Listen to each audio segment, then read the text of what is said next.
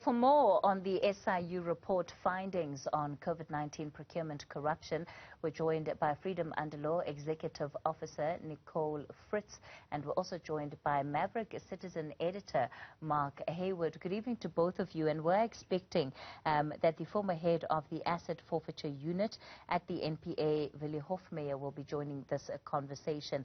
But perhaps let's just begin with the fact that these reports have been made public as a starting point. Nicole? Yeah, I think that that's a tremendous step. It is a report that is incredibly disturbing, more so coming as it does on the back of that first volume of the State Capture Commission report, which was handed down a few weeks ago. One of the strong recommendations contained in that volume of the report, obviously going to the importance of reform of the procurement service in government at all levels.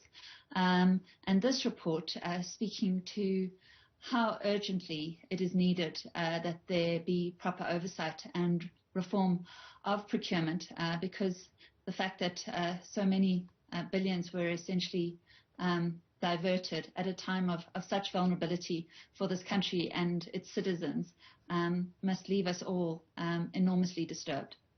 Of course, Mark, on the one hand, there will be some that want to congratulate the president on having made this report public. On the other, we know that there were various agencies that were already in the process of forcing the president to make this report public, particularly through the Promotion of Access to Information Act. Good evening, Kathy. I think the president should be congratulated.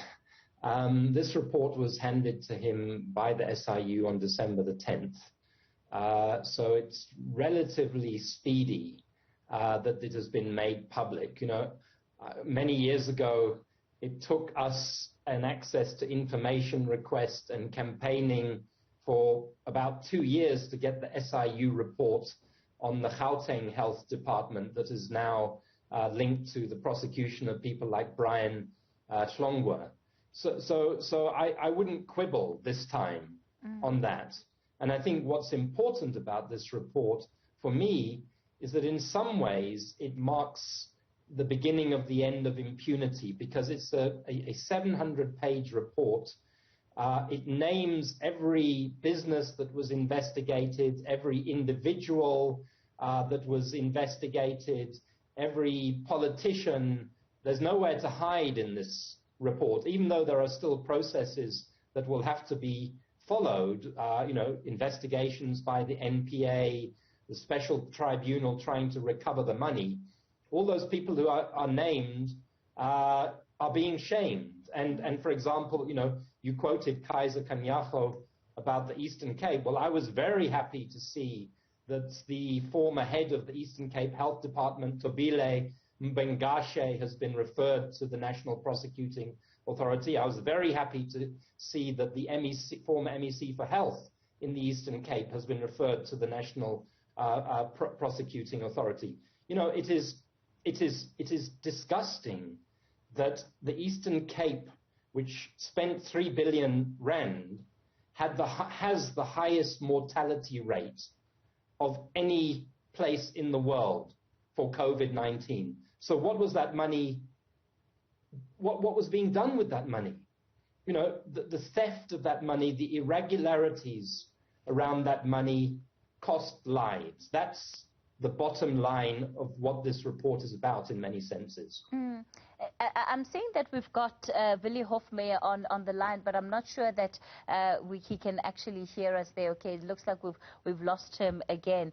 Perhaps, Nicole, before we take a quick break and continue with this conversation, ultimately here, there is an expectation, because we are very much living in an era where transparency is demanded as the order of the day from the South African public, particularly where the use of public funds is concerned. That's right. And I think, as Mark has indicated, I do think that we must commend the presidency for having put this report in the public domain. The report is itself, providing significant and extensive detail as to the disciplinary consequences that are attending on this malfeasance, on the corruption, and that is in itself enormously significant. Obviously, though, as the report also makes clear, I mean, these monies are yet, many of which are yet to be recovered. There have been referrals to the National Prosecuting Authority for prosecutions. Those will have to take place. So the report in itself is an absolutely crucial first step, but there is follow-on action that is required if, in fact, there is to be no impunity for those who took advantage, as I said, of South Africans when they were at their most vulnerable, in the grip, the first grip of the pandemic. And as Mark so vividly said, when lives were lost as a result of this malfeasance and corruption. And I think the report, for all its recommendations, is so powerful for actually making the link, I think, between abuses of procurement and actual lives lost. And certainly we'll continue taking a closer look at some of those specific details that have come out of this report. You're looking at over 50% of those who had procured services, who were providing services to government, as having done so under irregular contracts. That's just one of the findings revealed in this report. Shortly joining me for this conversation, Freedom Under Law's Nicole Fritz, former head of the Asset Forfeiture Unit at the NPA, Willie Hofmeyr, and editor of Maverick Citizen, Mark Heywood.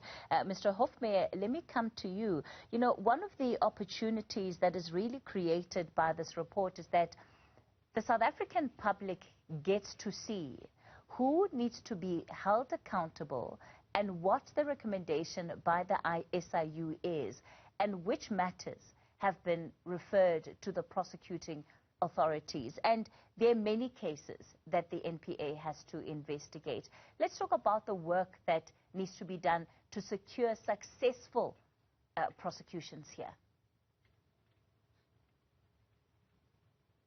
Indeed, and I think that is the critical part of the work, but also the most complicated part of the work. And I think we must bear in mind that the NPA has had 5 years of state capture, if not longer, and so its resources are not quite as good as it should be. I also must say I'm concerned that Hermione Cronje has left the NPA and what the reasons for her leaving was. So I must say I'm a bit less optimistic now than I was a few weeks ago.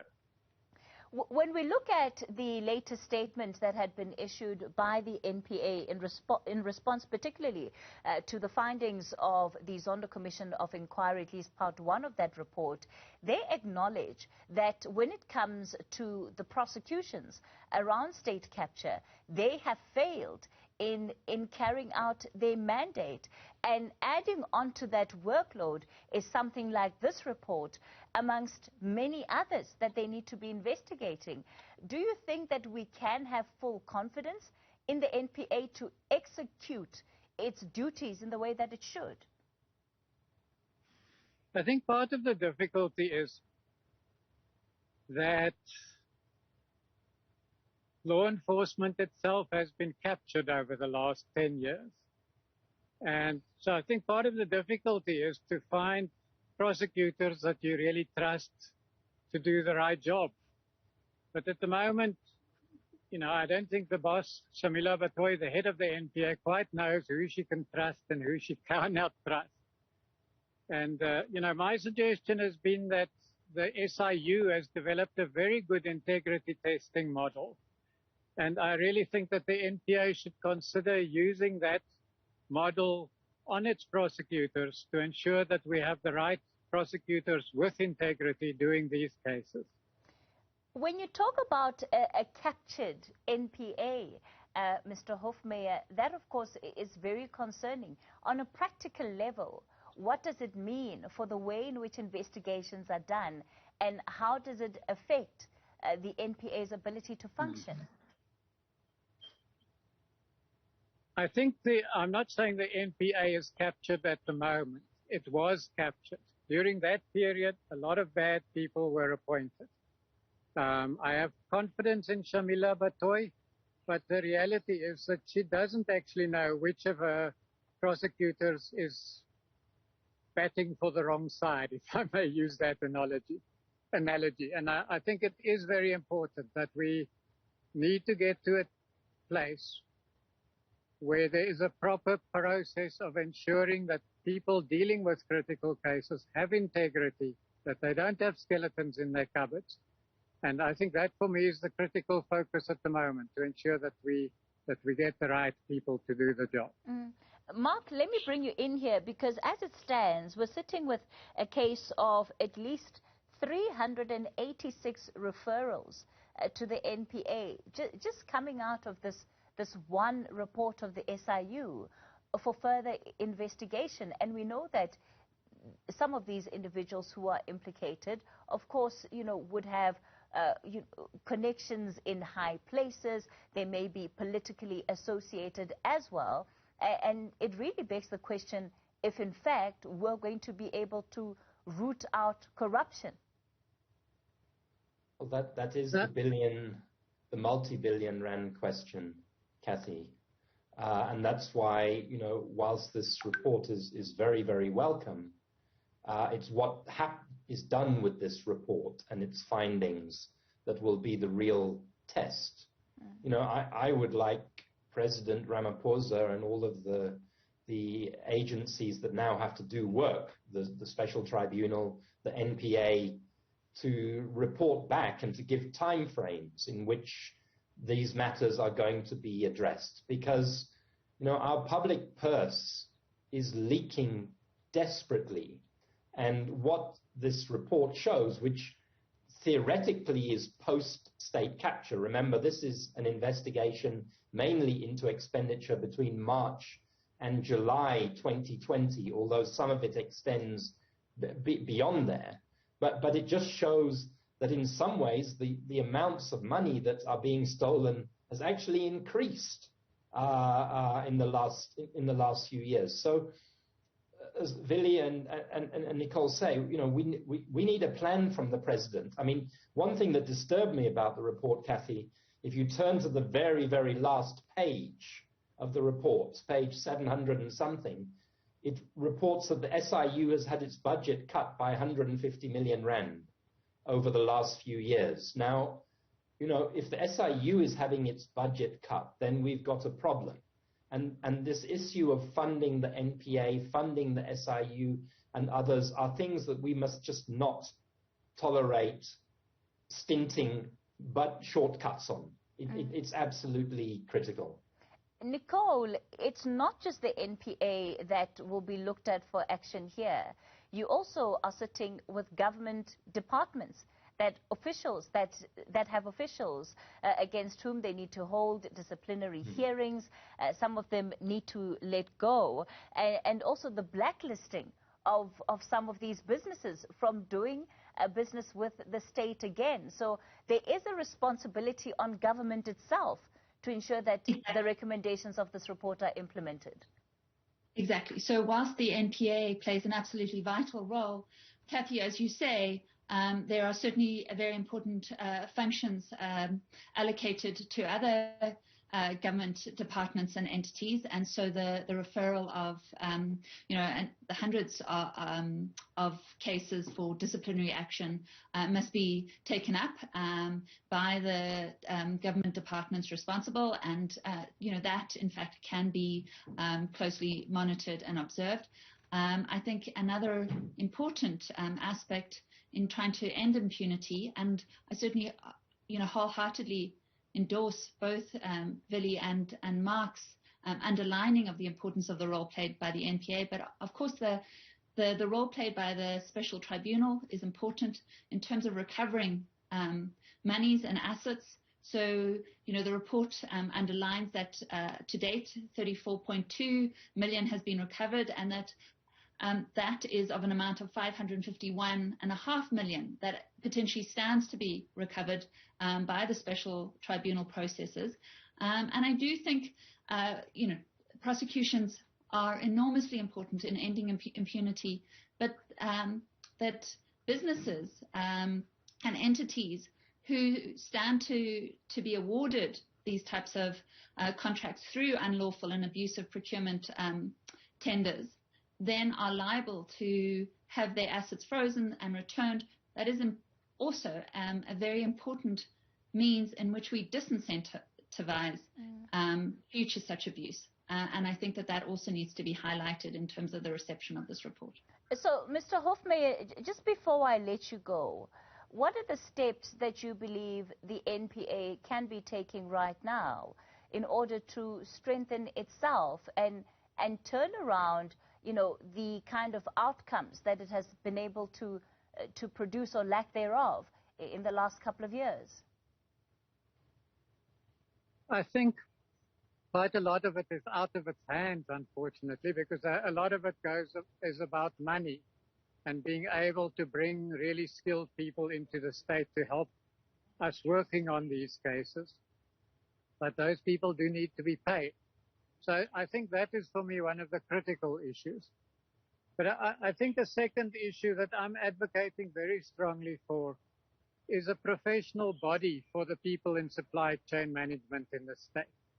That everybody needs to belong to it, that those people's integrity is tested very regularly, like the SIU process, so that you can be clear that the people in your supply chain management process are clean. Then, of course, you need to have a proper whistleblowing mechanism, because even clean people are often bullied and bludgeoned into doing the wrong thing, and they lose their jobs if they don't do it. So I do think that we don't have a proper whistleblower mechanism at the moment, and I think it's critically important that we have a real debate about that institution and how we can make sure that it works and that it has real teeth. Mm. Mark, let me come back to you, and again as a parting shot. Listening to what Mr. Hofmeyr was saying, I certainly don't get the sense that those people who've been implicated in the findings of this report are going to be hiding for cover or fearing that they'll have to answer to the might of the law anytime soon.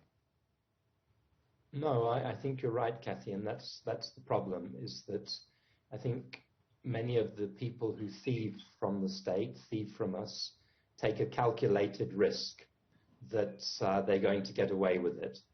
And it's that presumption that we really need to break now. And that's why it's important what you've raised, I think, with Nicole about the responsibilities of government when it comes to these recommendations of disciplinary inquiries and so on. The Auditor General in her reports at the end of last year in December complained about the lack of consequence management. The SIU itself has complained that it's made numerous recommendations for disciplinary action, and in many instances they haven't taken place, or they're drawn out and prolonged over very, very long periods of time. In parting, Kathy, perhaps to sober us all up, this is cause for celebration, but I don't think this SIU report fully captures the extent of COVID-19 corruption. It covers a period of about 5 or 6 months. I'm aware of big parts that are not covered. For example, there's nothing in the report about the 1.6 billion rand spent by the South African police services on procurement of masks and sanitizer and so on and so on. So vigilance and demanding timeframes and demanding budgets and keeping an eye on all of these things remains crucial on all of our parts, I believe. Nicole, I think just on that issue, with such a report, it's easy for things to slip under the radar with so many recommendations, referrals for disciplinary hearings. How do we ensure that, in fact, these recommendations are implemented? I think, again, it's interesting and just I mean, it's coincidental. But a moment that we should seize that this report comes so closely on the back of that first volume of the state capture report, and further volumes that are to be anticipated very soon. What is clear is that the abuse and malfeasance, corruption that is chronicled in that first volume is not limited to the 10 years of supposedly state capture. That type of capture and corruption continues. It makes what is required of us as a country more urgent, that we seek to retain, to improve, to reform state capacities to do the types of vital functions that we've elaborated on in this program through the National Prosecuting Authority, for instance, but also that civil society, takes this moment to be vigilant, to follow up, to demand answers from the various government departments, from the various authorities, and ensuring that these recommendations of government-appointed entities are taken forward and they are not just limited to being pieces of paper. Freedom Under Law's Nicole Fritz, former head of the Asset Forfeiture Unit at the NPA, Willie Hofmeyr, and editor of Maverick Citizen, Mark Heywood.